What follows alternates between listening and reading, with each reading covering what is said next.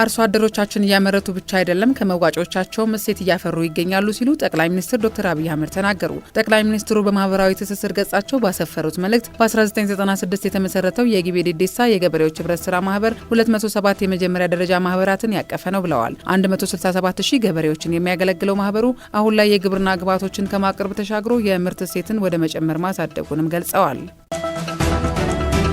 ምክትል ጠቅላይ ሚኒስትር ተመስገን ጥሩነህ በኦሮሚያ ክልል በአግሮ ኢንዱስትሪ ዘርፍ የተጀመሩ ተግባራት የግብርና እድገታችንን የሚያሳልጡ ናቸው አሉ። ምክትል ጠቅላይ ሚኒስትሩ በማህበራዊ ትስስር ገጻቸው ባሰፈሩት መልእክት ዛሬ ከጠቅላይ ሚኒስትሩ ጋር የነቀምቴ የተቀናጀ ግብርና ኢንዱስትሪ ፓርክን መጎብኘታቸውን ተናግረዋል። ፓርኩ በኦሮሚያ ኢንዱስትሪ ፓርኮች ልማት ኮርፖሬሽን በ250 ሄክታር መሬት ላይ እየተገነባ መሆኑን ገልጸው የአርሶ አደሮችን ምርት ተረክቦ በማቀነባበር ለሀገር ውስጥና ለውጭ ገበያ እንደሚያቀርብም ገልጸዋል።